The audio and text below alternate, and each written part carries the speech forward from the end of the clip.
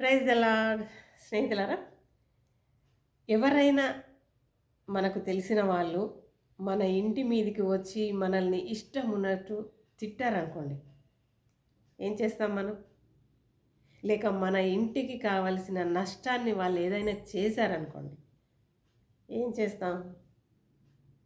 వాళ్ళు ఏం చేశారో దానికి డబుల్ త్రిబుల్ రివెంజ్ మనము తీసుకోవాలి. లేకపోతే మనకు నిద్ర పట్టదు, మనసు ప్రశాంతం కాదు. ఎంత అనాలో అంత అనాలి, అంతే.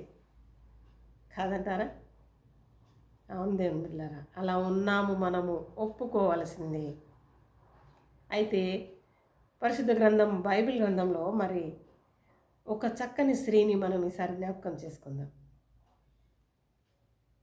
మొదటి సమూయేలు గ్రంథం 25వ అధ్యాయము అంతట్లో ఈ స్త్రీ మనకు కనబడుతుంది. తనేం చేసింది అనేది చాలా చక్కగా మనకు కనబడుతుంది. అబీగయేలు అనబడే స్త్రీ. ఈ అబీగయేలు భర్త పేరు నాబాలు. చాలా ధనవంతుడు. అప్పటి కాలంలో అతను చాలా ధనవంతుడు. అనేకమైన వేల సంఖ్యలో గొర్రెలు, మేకలు, పాడి పంట, మరి ఎంతో ధనవంతుని భార్య అబీగయేలు. మరి వీరిని దావీదు మహారాజు మామూలుగా అలా యోగక్షేమాలు అడగడము, మరి వారిని పలకరించడము. మరి ఈ నాబాలు ఒకానొక దినమున తనకున్న అనేకమైన వేల సంఖ్యలో గొర్రెలు, మేకలు ఉన్నాయన్నాం కదా, మరి వాటి బొచ్చు కత్తిరించడానికని ఒక స్థలం ఏర్పాటు చేసుకొని అక్కడికి పోయి వాటిని కత్తిరించడానికని అక్కడ ఉంటాడు. ఈ దావీదు మహారాజు సేవకులు అతని దగ్గర పోయి మామూలుగా పలకరించి అలా వీరితో సత్సంబంధాలు పెట్టుకోవాలి అని ఒకవేళ దావీదు మహారాజు ఆలోచించాడేమో. అలా దావీదు రాజు సేవకులు అక్కడికి పోయినప్పుడు నాబాలు అంటాడంట, దావీదు ఎవడు అంటే, అయ్యో మీకు తెలియదా, యెషయి కుమారుడు అని వాళ్ళు చెప్తారంట. యెషయి ఎవడు, దావీదు ఎవడు, నాతోటి సంబంధం ఏం అవసరం మీకు అని తను ఇంకా మనకు బైబిల్ గ్రంథంలో క్లియర్గా ఉండకపోవచ్చు, కానీ దావీదు మహారాజు ఇంకా అతనితో యుద్ధమే చేయాలి, మన భాషలో చెప్పాలంటే ఒక 4 అనేసి రావాలి, లేకపోతే వాడిని కొట్టి రావాలి అన్నంత కోపం దావీదు మహారాజుకు వచ్చింది. అంటే తను ఇంకెన్నో అనిండొచ్చు కదా.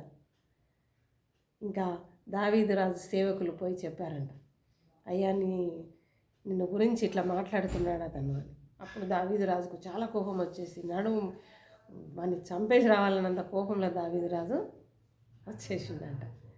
అలా వస్తున్న క్రమంలో ఈ విషయము మరి ఈ నాబాలు సేవకులు గమనించి అబీగయేలు ఇంట్లో ఉన్న అమ్మ దగ్గరికి పరిగెత్తొచ్చిందంట. వచ్చి అమ్మ ఇట్లా సంగతి, మరి మన యజమానుణ్ణి వారు మరి కొడతారో చంపుతారో ఏం చేస్తారో, అసలే దావీదు మహారాజు తను కూడా వస్తున్నాడమ్మ, మరి ఏం చేశాడు మన యజమానుడు, ఏం చేశాడు అని అంటే, అయ్యా అమ్మ ఇట్లా మాట్లాడిండు, మరి దావీదు రాజు లేక అతని సేవకులు మన గొర్రెలను, మేకలను మనం ఆ ప్రాంతంలో వాళ్ళు ఉన్న ప్రాంతంలోనికి మేము తీసుకొని పోయినప్పుడు మమ్మల్ని ఎంతో మంచిగా చూసిండ్రమ్మ వాళ్ళు, అట్లాంటి వాళ్ళను నీ భర్త నాబాలు ఇష్టం ఉన్నట్టు అన్నాడమ్మ, అందుకే వాళ్ళు అట్లా కోపంగా వచ్చేస్తున్నారు అని వాళ్ళు చెప్పినప్పుడు, అప్పుడు అబీగయేలు ఏం చేసిందంట, తన భర్తకు కూడా ఆ విషయాన్ని చెప్పకుండా తన ఇంట్లో మరి దావీదు రాజుకు అతనికి సేవకులకు కావలసిన సమస్త సామాగ్రి, తర్వాత మంచి భోజనం చేయించుకొని, ఆ అధ్యాయం దయచేసి చదవండి, ఆమె ఎంత చక్కగా వంటలు చేసి వారికి తీసుకుపోయిందనేది. మరి అలా అవన్నీ చేసుకొని పని మనుషులను ముందు పంపించి తాను వెనుక వెళ్ళి మరి ఆ దావీదు మహారాజును ఎదుర్కోవడం జరిగింది. మరి దావీదు రాజు కనబడగానే అతనికి సాష్టాంగ నమస్కారం చేసిందంట. అయ్యా నా భర్త నుండి పొరపాటు జరిగింది, దయచేసి క్షమించు అని తను అక్కడ క్షమాపణ అడిగి ఇంకా అనేక విషయాలు అక్కడ దావీదు రాజుతో మాట్లాడినట్టు మనం చూస్తాం. దేవుని గారు అక్కడ ఆమె క్షమాపణ, ఆమె మరి తగ్గింపు స్వభావము, ఆమె అనుకువ అనేది దావీదు రాజుకు చాలా నచ్చి మరి ఆమెను దీవించి ఆమెను తిరిగి తన ఇంటికి పంపినట్టు మనం చూస్తాం. రావలసిన కీడును ఆమె అణకువ ద్వారా అక్కడ ఆపింది.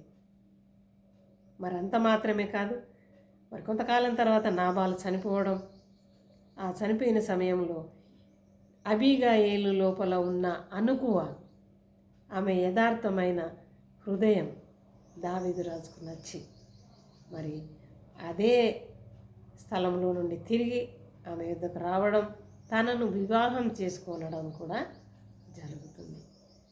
దేవునిరా, వినయముతో కూడిన ప్రవర్తన మనల్ని ఉన్నతమైన స్థితికి నడిపిస్తుంది.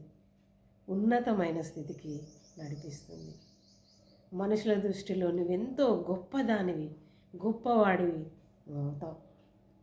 కాబట్టి దేవునిరా, స్త్రీలముగా మనం ఉన్నప్పుడు, ఎవరైనా మనకు నష్టం చేయాలి అని అనుకున్నప్పుడు అబీగయీలును దయచేసి జ్ఞాపకం చేసుకున్నాను. అణకువ అనేది ప్రశాంతమైన పరిస్థితిని చేకూరుస్తుంది. కాబట్టి దేవుని బిడ్డలారా, వాళ్ళు ఎంత అనంటే నేను అంత అని కాకుండా, మరి నీ వినయము, నీ విధేయత, నీ అణకువ నీకు ఒక మంచి ఉన్నతమైన స్థితిని నీకు కల్పిస్తుంది. ఆ విషయాన్ని గ్రహించాలి. మరి అట్టి స్త్రీగా మనమందరము ఉండులాగా దేవుడు తన కృపను మనకు అనుగ్రహించాలి అని కోరుకుందాం.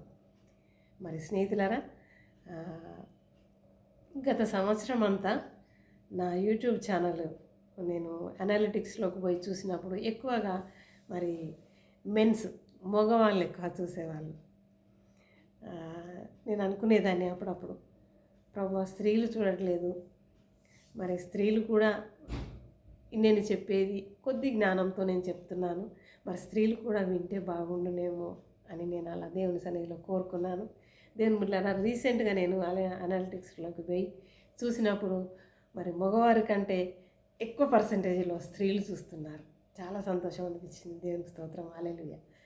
మరి దేవుని బిడ్డలారా, స్త్రీలు చూస్తున్నారు కాబట్టి ఎక్కువ స్త్రీల గురించి మనము కొన్ని వారాలుగా నేర్చుకుందాము. వారంకి ఒక స్త్రీని గురించి మనం ముందుకెళ్దాం.